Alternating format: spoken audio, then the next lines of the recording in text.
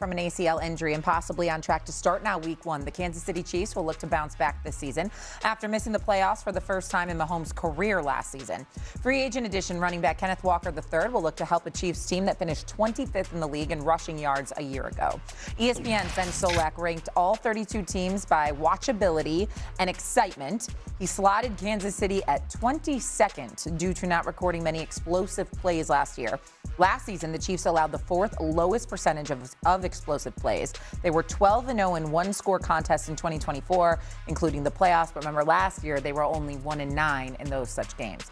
Will the Chiefs team be a fun watch this year, Kevin? I've worked with Ben Solak at 2 outlets for many years. I love him. This was a terrible list. Ben Solak, love you, buddy. Terrible list. Let's just start here. The Chiefs are on a down-by-down basis. What is more compelling since 2018 than Patrick Mahomes? What is more compelling? He can do anything on a football field. I just want to see him exist. I want to see him breathe, and that's more exciting than some of these teams in the top 10. Buffalo being 16. Josh Allen, we talked about it earlier. He's got the title belt for not only best quarterback in football, but most interesting quarterback in football. On a down-to-down basis. What did he have number 1? He had the Chicago Bears. Oh, very good. He was sucking up to you, Shay. Very good. He had Bears 1, Rams 2, Lions 3, Chargers 4, Patriots 5. A team like I would so much rather, just staying in the AFC East, I'd much rather watch the Bills than the Patriots. I agree with you. That was very, very low for Kansas City, especially with Patrick Mahomes, especially when you have a quarterback that throws a behind-the-back pass in a game. When you go out and get Kenneth Walker, when you have the speed of Xavier Worthy, when you have Rashee Rice, who's going to be their ultimate playmaker this year, and then at any moment, Travis Kelce, the different shake moves and the off-schedule plays, I think that they should be somewhere closer to the top 10 when it comes to watchability. Yeah, I don't agree with where they're ranked, but I will say this. Kansas City has not been the best when you talk about explosive plays. Last year, they were tied for 19th with only 96. Also tied with 20-yard plays and only 55 of those. So, you would like to see them be more explosive like they were early on, but I think just the intrigue of Patrick Mahomes being on the football field, that's enough to get me to be tuned into a football game and watch it from start to finish. A lot of times they might be penalized because a lot of times they were the favorite as well. So people don't really want to tune in. Like, oh, it's Patrick Mahomes and the Kansas City Chiefs. We know that they're going to win. So they mostly tuned out for that reason. What I'll say is this. I used to do a ranking for the red zone teams you want to see come on red zone, right? And when I look at this, I'd much rather, the Ravens are ranked 11th. I want to see Lamar Jackson with the ball in his hands on TV. That's all I want to see because he's capable of anything once that happens. To have Bo Nix ahead of him, again, it's not pure quarterback ranking, but you got Zay Flowers. You got Derrick Henry. I'd much rather see that than anything I don't care about Jalen Waddle, great player. The Broncos might win the Super Bowl this year. I'd much rather watch the Ravens on a down-to-down basis. I also think, though, when you talk about 1-9 in one-score games last year, like those weren't like crazy wins. They were a lot of losses. So there's not that excitability word that he used. Like there's not that there. I'll tell you one team I'm excited about. Dallas Cowboys. They are. Where were they on this list? Number 6. Number 6. I'm excited about that. Behind the Chargers. But years ago, 25 years ago, football was a game that was about physical toughness. It was something that was celebrated. It was something that was necessary. It was something that was mandated. You could not play football or at any level unless you were a uniquely physically tough person, uniquely mentally taking yourself to places that very few people could. You had jobs because of it. You got paid ridiculous amounts of money because of it. I still think that is definitely a part of the game. But it's different in regards to football right now is a game that is about stars.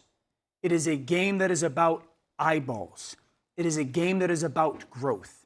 And so while two things can be true in this conversation, the people that are stewarding the game of football in the NFL, I truly believe they are trying to make it safer.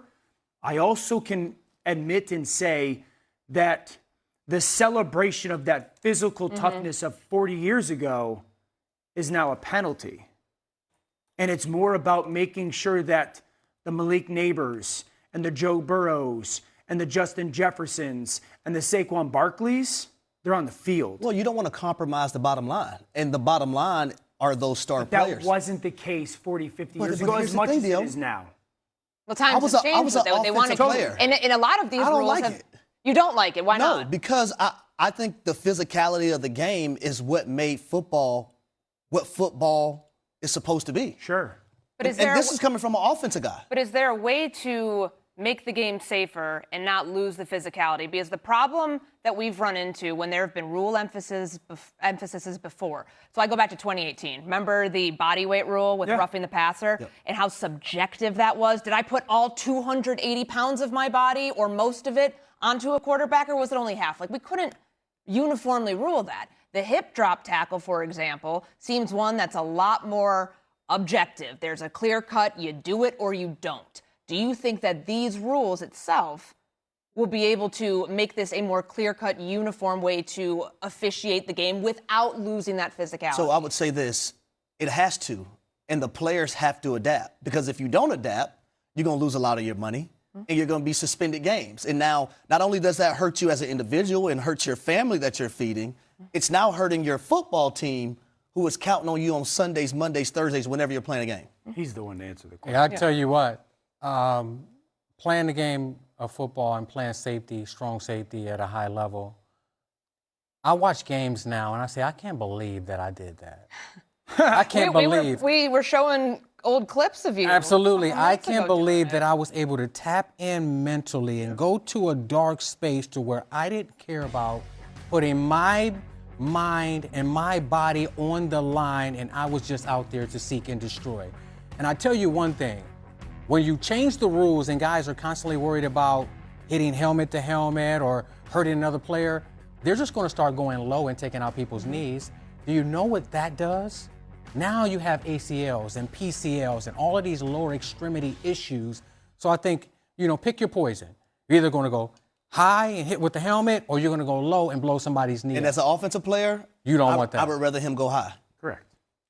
They're trying to make the game safer. You can't fault them for that. Correct. But there's always a cost to this. And with these 5 that are going to be focused on this year, the hope is that you can just rule things uniformly and that the stars can stay safe, but all players can stay safe in all of this. So we'll leave this one here. Let's head to Baltimore. Lamar Jackson, somebody who's dealt with injuries throughout his career. He's the NFL's all-time leading rusher in yards by a quarterback. Last season, he ran the ball just 67 times, so it's well below his 7-season average of 144 attempts a year. His legs, always a major part of his game, but yesterday he explained why his rushing workload was down in 2025 and what his role could look like in 2026. If I was just running hurt, I'm losing yards, things like that was happening, but whatever it takes to win, that's what I'm all about. And I've always been about that too, so yeah. So you think it'll be more